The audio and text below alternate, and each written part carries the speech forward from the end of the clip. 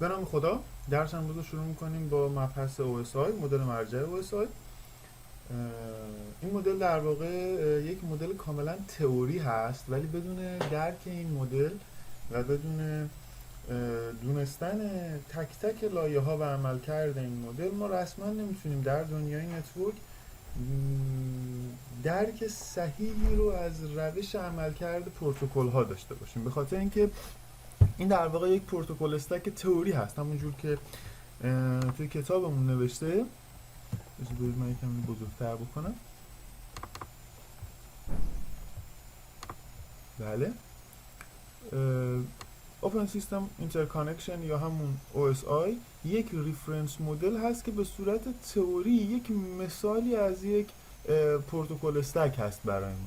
خب طبیعتا همونجور که اینجا نوشته، ادمین ها و کسایی که میخوان شبکه رو یاد بگیرن نیاز هستش که این مدل رو به خوبی درک بکنن. این مدل 7 لایه هست. قبل از اینکه من در مورد لایه ها، عملکرد لایه ها و اینکه هر کدوم از لایه ها چه وظیفه‌ای رو دارن توضیح بدم، اجازه بدید یه مثال بزنم برای اینکه ما اصلا بدونیم OSI چیه، چی کار میخواد بکنه برای ما. فکر کنیم یه کارخونه است، مثلا فرضاً یه کارخونه تولید یک بخشی از قطعات مثلا یک خودرو.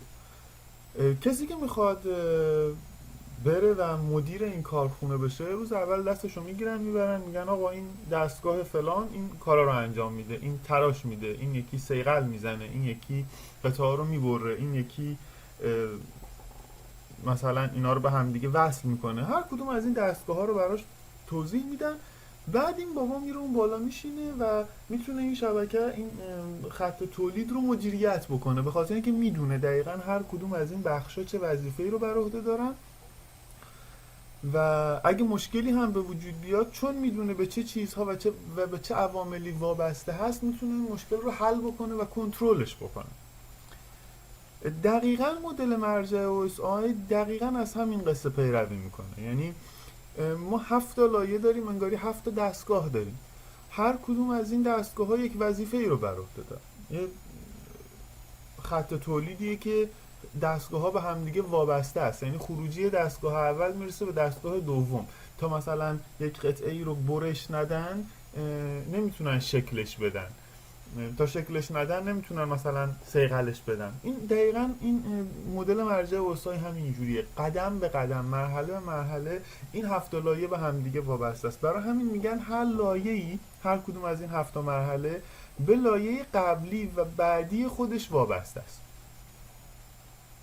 پس تا اینجا من یه جمله دارم که هر لایه‌ای به لایه قبلی و بعدی خودش وابسته است. میخوام این جمله رو کامل بکنم. میگن هر لایه به لایه قبل، بعد و لایه متناظر خودش در مقصد وابسته است. این دیگه چی؟ برای اینکه ما بتونیم مدل OSI بهتر بشناسیم، عملکرد مدل OSI به یه همچین شکل و فرمی هستش، همونجور که داخل شکل دارید می‌بینید. یعنی ما 7 لایه در مبدأ داریم، 7 لایه در مقصد داریم. یه اتفاقاتی در مبدأ میفته که یه جورایی میشه گفت برعکسشون اتفاقات تو مقصد میفته. من میخوام یه هدیه برای دوستم بخرم، میرم مثلا یه خودکار، این خودکاره رو میذارم توی جعبه ای مثلا، بعد این جعبه رو کادو میکنم، بعد برای اینکه مثلا قشنگش بکنم یه روبانم روی این کادو میزنم، یه کارت تبریک هم مثلا مینویسم میذارم روش. خب این مبدأ. حالا وقتی دوست من این کادو رو تحویل میگیره، از آخر شروع میکنه، اون کارت تبریکه رو برمی‌داره میخونه، متوجه میشه کی اینو براش مثلا فرستاده. اون روبانه رو بعداً باز میکنه، بعد میرسه به اون کاغذ کادو رو باز میکنه، بعد میرسه به اون جعبه رو باز میکنه، در نهایت میرسه به اون چیزی که من اول خریده بودم، اون خودکاره. یعنی من اول یه خودکار گرفتم، این بلاها رو سرش آوردم، اون آخر میرسه به اون چیزی که هسته بود، اون چیزی که دیتا بود. حالا ما خودکار رو بخوایم دیتا فرض بکنیم، مقصد در نهایت میرسه به دیتا. پس به دیتا ما یه چیزهای احتمالاً اضافه میشه و حتی ممکنه یه شکل جدیدی از دیتا این وسط به وجود بیاد. منظورم اینه که مثلا ما تو شبکه میخوایم این دیتا رو فشرده بکنیم. یا مثلا اینکریپت بکنه دیتا. اینا همه اتفاقاتی است که بالاخره ما تو اوسای می‌بینیم اینا تو مراحل مختلف. پس اوسای دو تا کار برای ما انجام میده. یکی شکل دیتا رو عوض میکنه، نه اینکه محتوای دیتا رو عوض بکنه ها، کانتنت رو عوض نمیکنه، شکلش رو عوض میکنه. گفتم مثلا فشرده کردن، مثلا اینکریپت کردن، مثلا کد کردن ها. و یکی اینکه یه چیزایی رو به این دیتا ما اضافه میکنه. به این عمل یه چیزایی قراره به این دیتا ما مثلا اضافه بشه و اینا، به این میگن اینکپسولیشن. اینکپسولیشن در مبدا انجام میشه، داده کپسوله میشه. اون خودکار رو شما کپسول کردید. کپسول قرصی که می‌خوریم وسطش یه تیکه پودره، اون کپسوله رو دورش زدن برای اینکه برسوننش به دست شما در واقع. این چیزایی اول آخرش اضافه کردن. اینم همون. دیتا پس این کپسوله میشه، بعد میره تو مقصد دیکپسولیشن انجام میشه. یعنی هم کپسوله باز میشه. وقتی شما اون کپسول مثلا آنتیبیوتیک رو میخورید، وقتی میره داخل بدنتون، اولین اتفاقی که میفته بعد از این مثلا اسید مدونینا اصلا دیگه متلاشی میشه، میرسه به اون پودره. اینا هم باید وقتی به دست مقصد میرسه بزنه اون کپسول رو متلاشی بکنه، یه سری اطلاعات به دست بیاره تا برسه به اون اصل ماجرا، برسه به اون دیتا در نقطه نهایی قرار گرفته. پس در واقع اوساین مدل این چیزی است که شما دارید تو این تصویر میبینید. مبدا یه کارایی انجام میشه، انتقال، مقصد. همون کارهایی که تو مبدا انجام شد برعکس میشه. برگردیم سر اسلایدامون. یه جمله جلسه قبل من گفته بودم اگر یادتون باشه all people seems to need data processing application presentation session transport network data link و physical. اگر از بالا به پایین بخواین OSI رو بخونید، اولین حرف این جمله رو میتونید، اولین حرف هر کلمه رو میتونید بذارید کنار هم تا یادتون بیاد. اما اگر از لایه 1 بخوایم به 7 بریم، please don't tell secret password anytime. حالا علاوه بر اینکه این دوتا جمله خودشون دوتا جمله بسیار ضروری هستن در شبکه، میتونید از این دوتا جمله به عنوان یه کلید برای ذهنتون، برای اینکه OSI رو بتونید به ترتیب به یاد بیارین استفاده بکنید.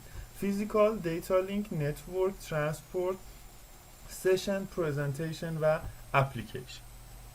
از لایه 1 به 7، از لایه 7 به سعی کنید OSI رو از لایه 1 به 7 حفظ بکنید، یعنی از لایه فیزیکال، از پایین ترین لایه، از اینجا فیزیکال از اینجا شروع بکنید حفظ کردن به سمت بالا، چون در واقع این لایه شماره 1 و این 7 است، مثل 7 روز هفته. کسی اگر از شما مثلا بپرسه روز سوم هفته چیه، شما شنبه نه مثلا میشه دوشنبه، نه روز سوم هفته چیه؟ دوشنبه. پس شما برای یکی بهتون گفت لایه سوم اوضاع چه بگین هونه تو، نه باید یکی بهشون خب من یکی دارم فیزیکال دیتالی، نه اینجوری، نه اینجوری. پس دقیقاً مثل 7 روز هفته، 7 لایه OSI باید دقیقاً داخل مغز شما به ترتیب قرار گرفته باشه. و همونجور که شما یک برنامه هفتگی دارید برای خودتون، در هر روز کار مشخصی ممکنه انجام بدین، باید وظایف این 7 لایه رو هم همونجوری بدونید که وقتی به این روز میرسید، وقتی به این لایه میرسید باید چه کاری انجام بشه. یک بار دیگه بیاین این 7 لایه رو با هم دیگه مرور بکنیم. از لایه 1، لایه اول لایه فیزیکال هست، لایه دوم دیتا لینک، لایه سوم نتورک، لایه چهارم ترانسپورت، پنجم سشن، ششم پرزنتیشن و هفتم اپلیکیشن. هر کدوم از این لایه ها وظیفه خاصی رو بر عهده داره و هر کدوم از پروتکل هایی که شما در شبکه میبینید و هر دیوایسی که در شبکه میبینید بالاخره در یکی از این لایه ها یا در چند تا از این لایه ها در حال فعالیت است. اگر شنیده باشید مثلا سویچ در لایه 2 یا مثلا روتر در لایه 3 یا مثلا پروتکل TCP لایه 4 کار میکنه، IP در لایه 3 کار، یه همچین چیزایی رو اگه قبلا شنیده باشید، حالا قراره داخل این OSI بیشتر درکش بکنیم. خب یعنی چی که IP تو لایه 3 کار میکنه؟ منظورش چرا سویچ چرا میگن لایه 2 یا مثلا چرا میگن روتر لایه 3؟ اینا رو میخوایم با هم دیگه بررسی بکنیم. لذا شروع میکنیم با اولین لایه فیزیکال. من لایه فیزیکال رو هم اینجا بیارم، فیزیکال لایه.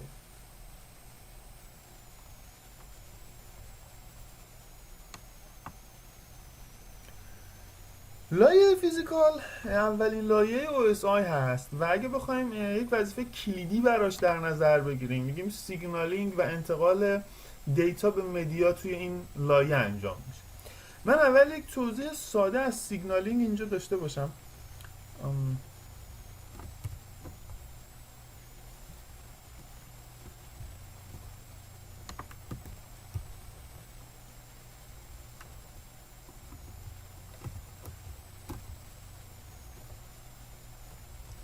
اینجا من میخواستم از قلم استفاده کنم، ظاهرا نمیشه. یک لحظه من ویدیو رو پاز میکنم.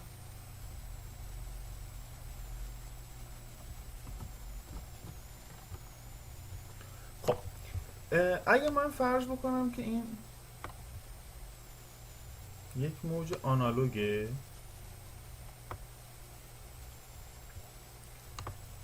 این موج آنالوگ قابل تبدیل هست به یک سیگنال دیجیتال مثل این تقریبا. حالا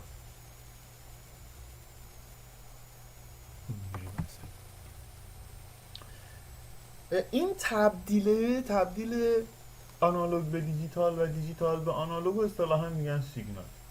حالا اگه بخوایم یکم بیشتر وارد جزئیات ماجرا بشیم، توی الکترونیک دیجیتال میگه اگه مثبت 2.7 ولت دیدی اینو به 1 تو حالت باینری ببر و زیر این به 0 تو حالت باینری میره. پس در واقع اینجا ما با ولتاژ های الکتریکی مثلا اگر کابل داشته باشیم سر و کار داریم. ساده ترین دستگاهی که کار سیگنالینگ رو برای ما انجام میداد و قطعا همه باهاش آشنایی داریم دستگاه مودم بود. هم مودم های مثلا دایلاپی که به اینترنت باهاش وصل میشدیم. خط تلفنی که دارید ازش استفاده میکنید یک خط آنالوگه و صدا رو وقتی شما دارید صحبت میکنید به صورت آنالوگ حمل میکنه. اما زمانی که ما میخوایم از اینترنت استفاده بکنیم، دیتایی که برای ما ارسال و دریافت میشه یک دیتای دیجیتال هست. کامپیوتر دیگه بالاخره کامپیوتر ما با داده های باینری کار میکنه و با سیگنال دیجیتال کار میکنه، درسته؟ پس اون دیتای اون سیگنال آنالوگی که روی سیم تلفن بود، زمانی که به داخل کامپیوتر شما میخواست بیاد برای پردازش باید میشد دیجیتال و بالعکسش. خب اون مودم دقیقا سر خط همین کار رو انجام میداد برای شما. شما کابل تلفن رو به مودم وصل می‌کردین که این دیجیتال به آنالوگ و آنالوگ به دیجیتال رو برای شما انجام بده. مهمترین کار مودم همین. عمل بعدی که در لایه فیزیکال انجام میشه انتقال دیتا به مدیاست. اصلا مدیا چی؟ مدیا یه چیزیه، دیتا مثل ماشین سوارش میشه از اینجا میره اونور. دیتا میتونه سوار ولتاژ الکتریکی بشه جابجا شه، میتونه سوار پالسای نوری بشه جابجا شه، میتونه سوار امواج رادیویی بشه جابجا شه. امواج رادیویی باشه قصه وایرلس. اگه پالسای نوری باشه داستان فیبر نوری و اینجور چیز. اگر سیگنالای ولتاژ الکتریکی باشه خب میشه شبکه‌های مبتنی و کابل، مثل همین اترنت خودمون، درسته؟ این دیتاه اون مودمه که این تبدیل رو انجام داد، عمل جابجاییش هم انجام میده دیگه. یعنی این داده ای رو که تبدیل کرد مثلا از داخل کامپیوتر شما سیگنال دیجیتال رو باید بفرسته به سمت این مدیاه. خب اینم وظیفه هر چیزی که در لایه یکه. پس دیوایسی که این کار رو صرفا انجام میده تو لایه یک کار میکنه. اگه بخوایم به این کتاب هم مراجعه بکنیم یکم با دیتیل بیشتر به قضیه نگاه بکنیم، میگه مدیاهای شبکه در این لایه قرار میگیره. یعنی اون کابل توی این لایه است. یعنی اگه یکی ازتون پرسید کابل کجا قرار میگیره، کانکتور کجا قرار میگیره، ما میگیم کابل تو لایه یک، کانکتور تو لایه یک. خود توپولوژی توی این لایه قرار میگیره، چون شما دارید شیوه اتصال اینها رو با هم دیگه بررسی میکنید. سیگنالینگ هم که در موردش توضیح دادیم. این شد لایه 1. این توضیح بهتری اگر اینجا باشه توضیح بدیم. میتونید اینجا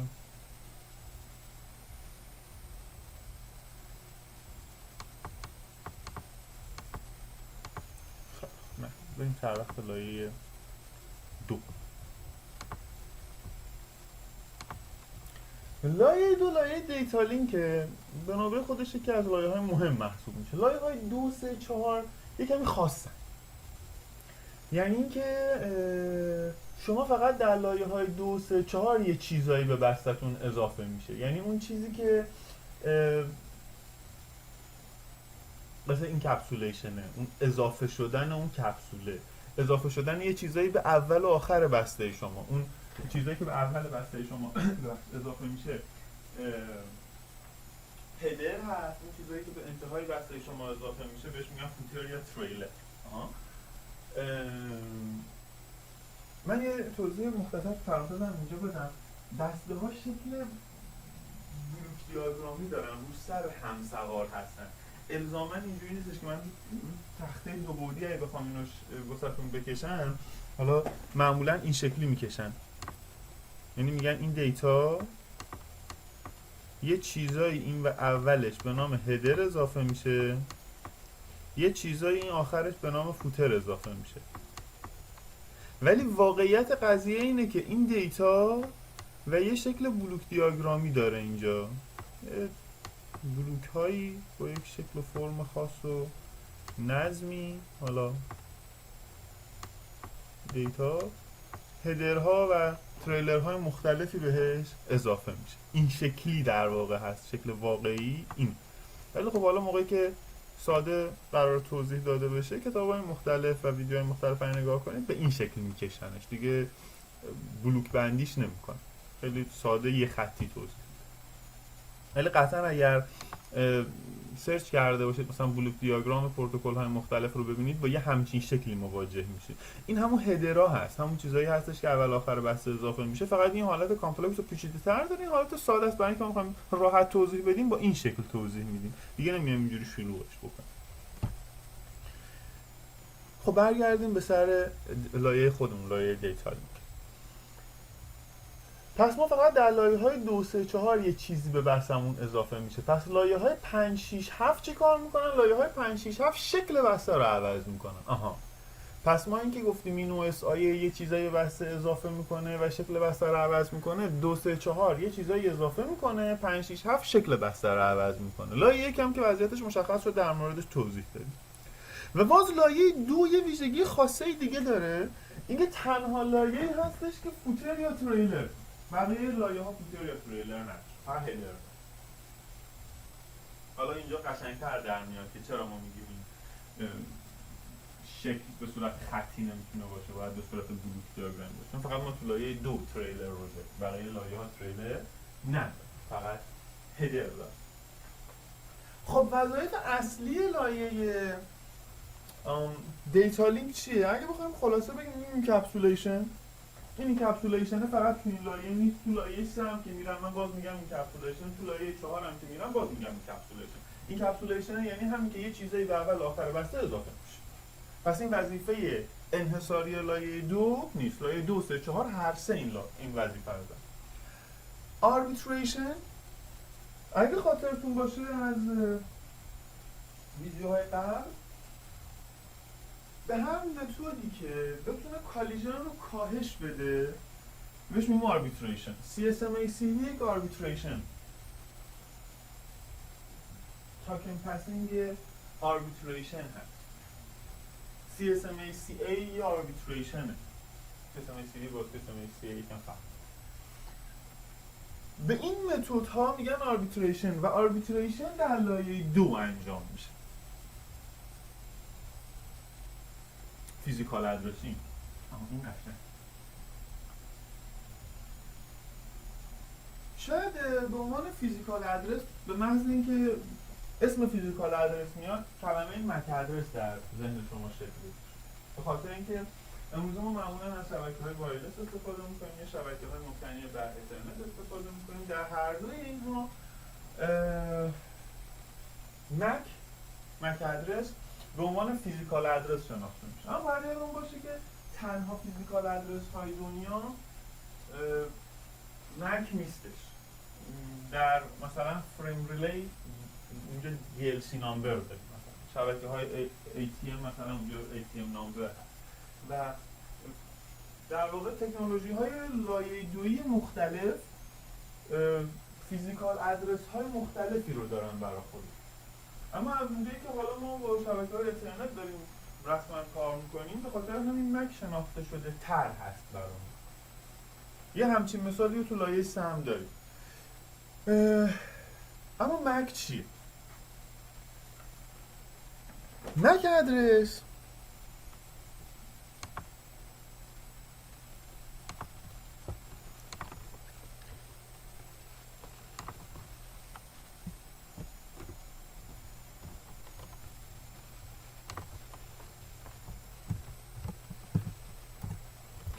مک ادرس یه آدرس 48 بیته.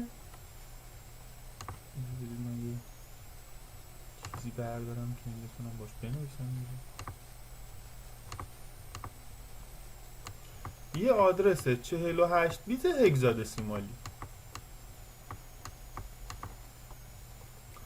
وقتی میگم هگزادسیمالیه یعنی از 0 تا 9 از A تا F میتونه اجزای تشکیل دهندش باشه، یعنی مبنای 16 داره.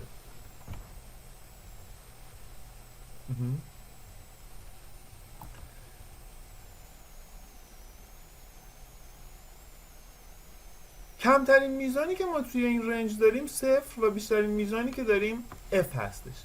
توی مبنای 16 1 2 3 4 5 6 7 8 9 که هیچی، A میشه معادل 10، B میشه معادل 11، C میشه معادل 12 و همینجوری F میشه معادل 15. پس بیشترین عددی که ما داریم 15 هستش. درسته؟ 15 رو اگه ما ببریم به مبنای 2،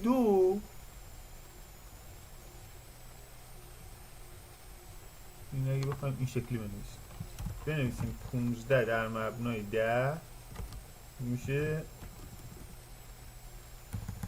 4 تا 1 در مبنای 2. اینجا کوچولو اینجا بنویسم که این مبنا 10.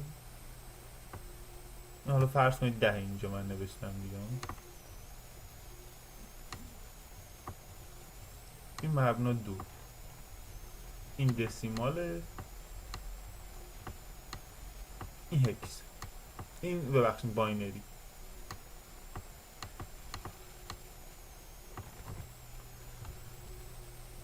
پس هر یه دونه از این عددا، یه دونه از این حرفا در حالت هگزادسیمال معادل 4 بیت در حالت باینری، که ما به هر کدوم از این یه دونه حرفا یا عددا اصطلاحاً میگیم یه نیبل. پس هر یه دونه از اینا یه نیبل حساب میشه اینجوری.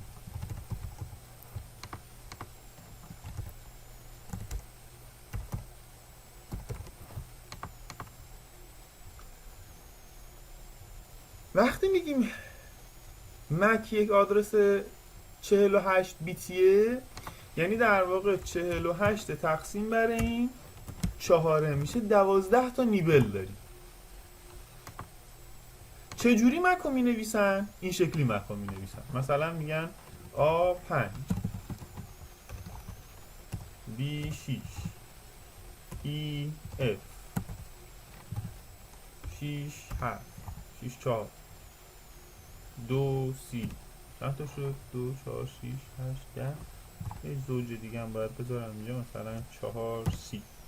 یه مک ادرس میتونه باشه به صورت زوج، یعنی به صورت 1 بایت 1 بایت 8 بیت 8 بیت. اینا رو می‌نویسم با یه دو نقطه از هم دیگه جداشون میکنن. یه پرانتز کوچولو دیگه اینجا من باز بکنم. اگر این به فرمتی که سیسکو ازش استفاده میکنه میخواستیم بنویسینش، باید اینجوری مینوشتینش A5 B6 ای اف دات 6 4 2 سی مثلا 4 سیسکو اینجوری مکان می‌نویسه. سیسکو 2 بایت با یه دات جداشون میکنه. ولی فرم استانداردی که معمولا دیده میشه این شکلی هست، یا به جای این دو نقطه یه خط فاصله میذارم. اینم یعنی گاهی اوقات شما اینجوری هم اینا رو میکنید. بسیار. اما مک یک آدرس کاملا منحصر به فرد برای کارت شبکه شما هست. توسط شرکت سازنده این به کارت شبکه شما داده میشه. 24 بیت اول مک، یعنی انقدر نصفه اولش، اصطلاحا بهش میگن OUI.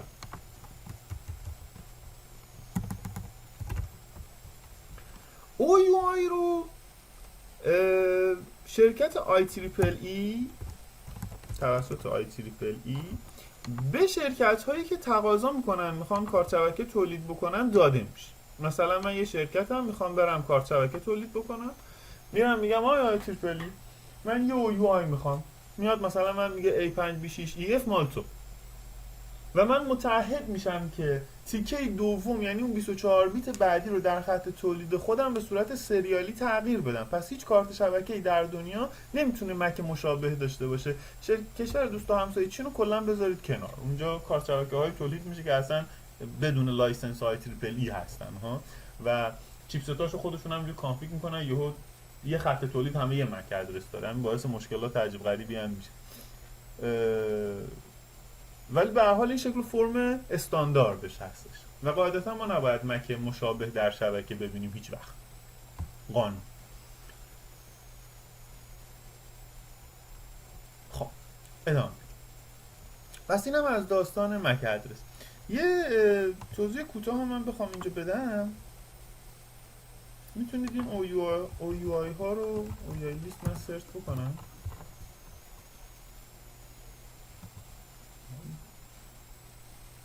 سایت IEEE رو بیارم. یه فایل تکست هست تو سایت IEEE، معمولا کسایی که میخوان دیتابیس ایجاد بکنن ازش میتونن این فایل تکست رو هی بگیرن آپدیت بکنن، و یه صفحه وب بیس هم درست کرده. اینجا شما میتونید وارد شید و سرچ بکنید.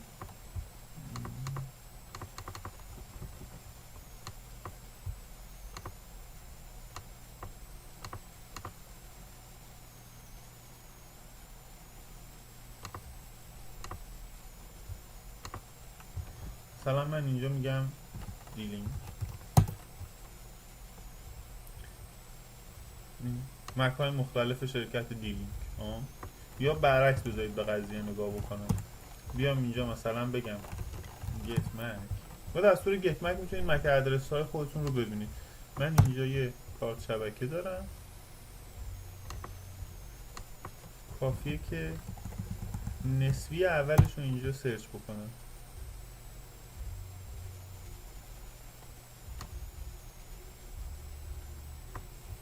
شصت و هشت 5D43 کارت شبکه من اینتل، این چون کارت شبکه وایرلس هم من اینجا الان فقط فعال دارم، این کارت شبکه وایرلس من تو شرکت اینتل هستش، کارت شبکه اینتل هستش و همونجور که میبینید در این کمپانی تولید شده. خط تولیدهای مختلف وقتی اینو دریافت میکنن آدرس‌های مختلف حتی ممکنه برای یه شرکت شما اینجا ببینید.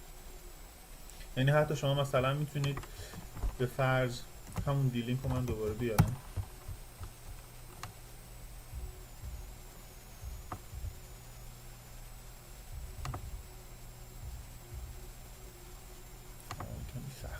پیدا کردن. اینجا اگه بگردین دنبال همون کارت شبکه‌های دیلینک آدرس‌های مختلف می‌بینید، مثلا دیلینک چین با دیلینک مثلا امریکا با دیلینک مثلا سنگاپور، هر کدوم کشورهای مختلفی که تولید میکنه، حتی از اون مک میتونید شما اینا رو تشخیص بدید. به هر حال اینم یه روش برای دیدن OUI و مک. پس فیزیکال ادرسینگ یعنی این قصه‌ای که به این مکه برمیخوره، اینا همش مربوط به چیه؟ مربوط به لایه 2 هستش.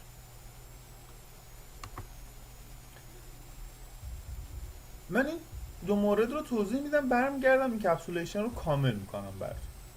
Error detection.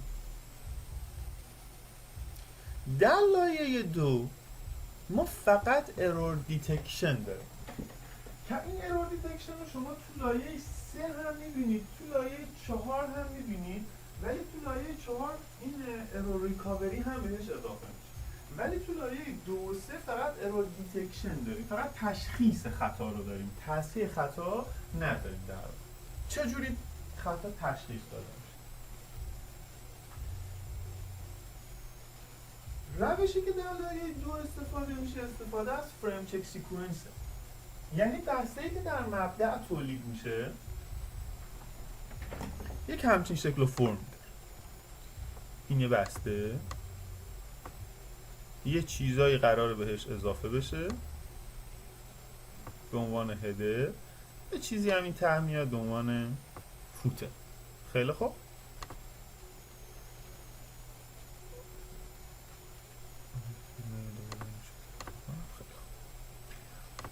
اون بخشی که به عنوان هدر هست، دیتا نه، اینجا دیتا بنویسم، اینجا دیتاه، اینجا هدره، اینجا فوتر. خب اون بخشی که هدر ماجرا هست، بقیه نه، فقط هدر ماجرا، یه تابعی روش پیاده میشه، نتیجه این تابعه میشه یه مقداری که این مقداره از قضا یک مقدار هکسه. حالا اینکه چی توی این هدر هست جلوتر بحث میکنیم.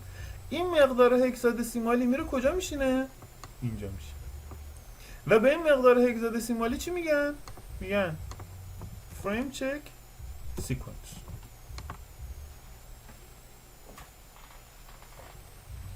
خب این چه ربطی به تشخیص خطا داره؟ خب وقتی دیتا میرسه به مقصد، این مبدأ بود، وقتی همین دیتا میرسه به مقصد تو دیستنیشن،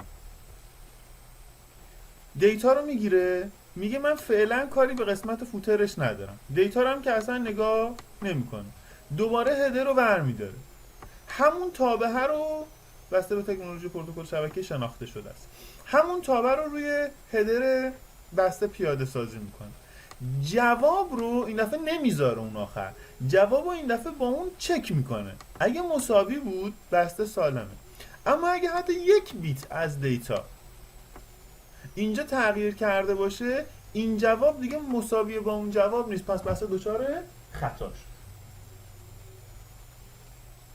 مثل این میمونه که شما یک بسته رو میخواین برای کسی ارسال بکنید، میذارینش توی پاکت، محل تلاقی این پاکته اونجایی که درش میخواد بسته بشه روی پاکت یه مهر میزنید بعد از اینکه در رو بستید. اگر کسی بخواد این بسته رو باز بکنه، این مهره جابجا میشه، مخدوش میشه و شما از اینجا مقصد متوجه میشید که این بسته دچار دستکاری شده، دیگه این بسته اول نیست. حتی اگه کسی سعی کرده باشه اینو باز بکنه، شما اینو متوجه میشید. این دقیقاً همون چیزی هستش که فریم چک سیکونس یا همون ارور دیتکشن در لایه اینو به این شکل انجام میده براتون. خب بریم سر وقت اسلایدامون.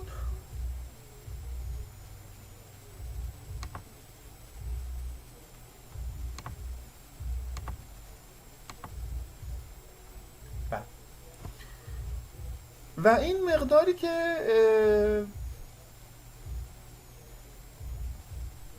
این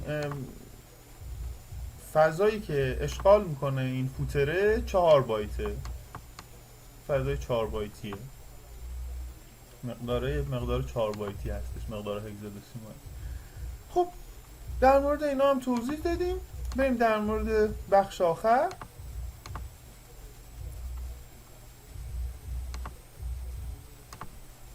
و سکونسینگ توضیح بدیم. دیتا در این لایه تیکه تیکه میشه.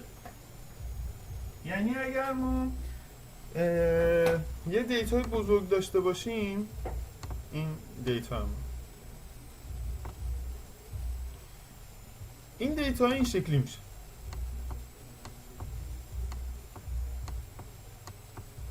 خورد میشه. حالا چرا خورد میشه؟ به خاطر اینکه ما تو شبکه یه چیز داریم به نام MTU، ماکسیمم ترانسمیشن یونیت.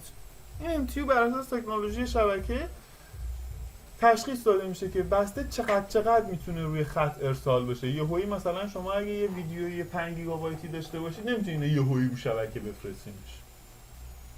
این ویدیوی اصلا نه 5 گیگابایتی، 10 مگابایتی شما خورد میشه، تیکه تیکه میشه. به هر کدوم از این تیکه ها میگن یه چانک. به این عمل میگن سکونسینگ، چون هر کدوم از این بخشا یه سکونس یا یه تیکه حساب میشن. هدرها بهش اضافه میشه، فوتر بهش اضافه میشه، دوباره این کپسوله میشه و هر کدوم از اینا، حالا من بخوام هدر فوتر رو این بالا پایین بکشم،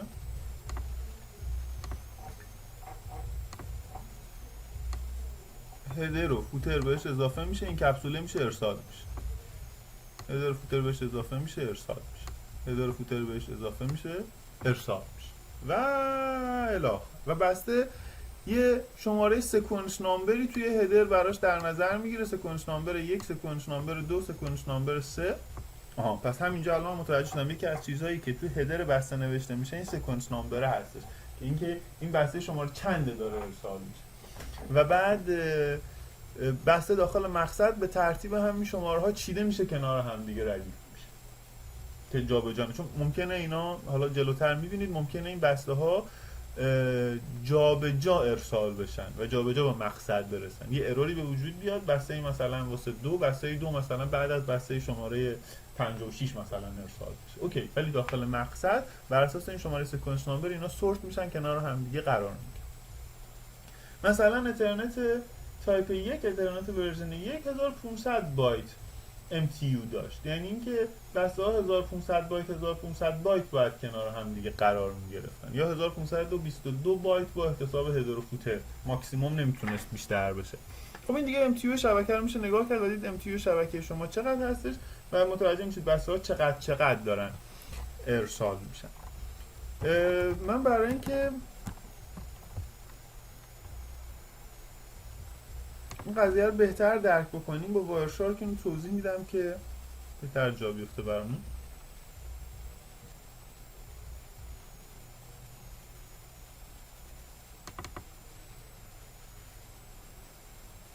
من اگه یه دونه از این بسته ها رو بردارم،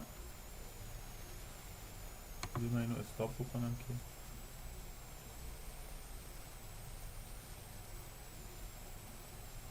خب در لایه 2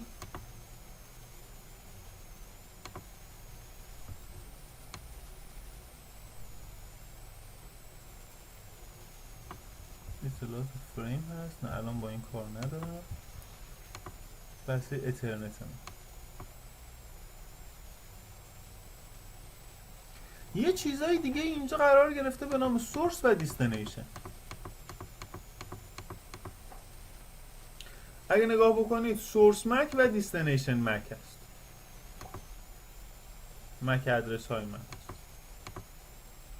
پس یه چیز دیگه ای هم که ما داخل لایه 2 داریم سورس مک و دیستنیشن مک هست. پس در واقع من اینجوری میتونم بگم من اینجا سورس مک رو دارم،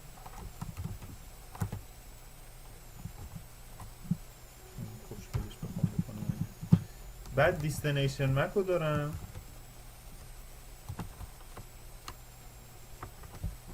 و حالا به شکل خلاصه دیتام اینجا قرار میگیره و بعد فریم چک سیکونس اینجا قرار میگیره. این خلاصه یک بسته لایه 2 خیلی ساده بخوایم جمع جورش بکنیم. دیگه نگاه کنید من نیومدم در مورد فریم این اطلاعات جزئی که اینجا نوشته رو همه رو بنویسم.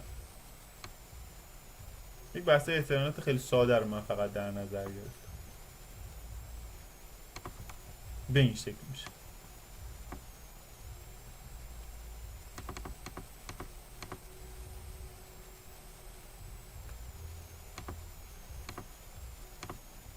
پس ما این کپسولیشن رو هم دیدیم که در لایه 2 به چه شکل و فرمی انجام میشه.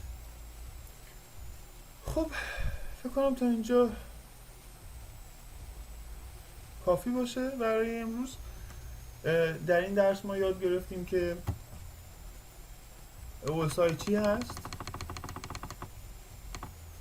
OSI یک مدل مرجعه. من یک توضیح مختصر دوباره در مورد OSI بخوام بدم. مثل دایره المعارف میمونه، مثل دیکشنری میمونه. شما لازم نیستش که OSI استفاده کنید، هر موقعی که نیاز دارید میرید سر وقتش. شما مثلا مثل یک رمان یا یک کتاب آموزشی دایره المعارف رو نمیشینید باز کنید بخونید، یا دیکشنری رو باز نمیشینید بکنید به ترتیب بخونیدش. هر موقع نیاز داشتید به توضیح و تفسیر یا ترجمه یک کلمه به دایره المعارف یا دیکشنری مراجعه میکنید. OSI هم دقیقا همینه، ریفرنس مدل هستش، یعنی مدل مرجع. اونجایی که کار ما گیر میفته میریم سر وقت OSI. خب کجای کار ما گیره؟ با وظایف کدوم لایه جور در میاد؟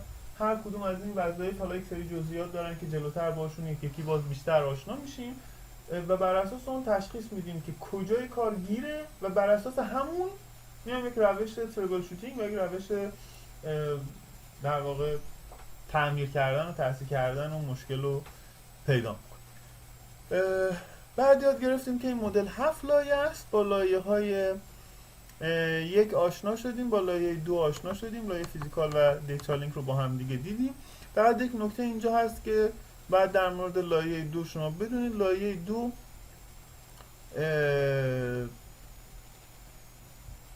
دو تا ساب لایر داره، ساب لایر LLC و ساب لایر MAC.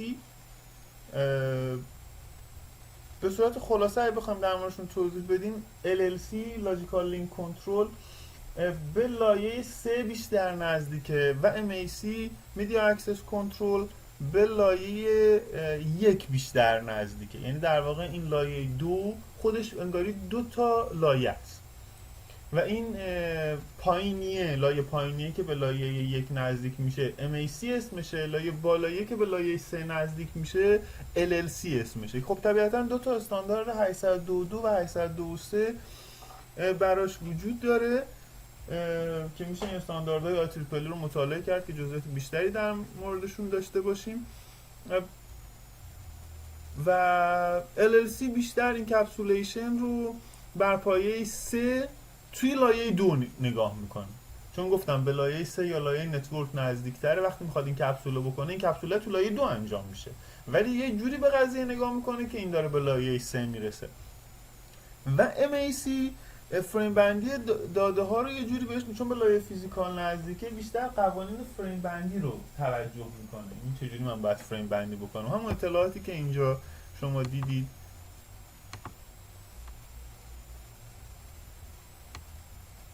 اینا بسیار عالی.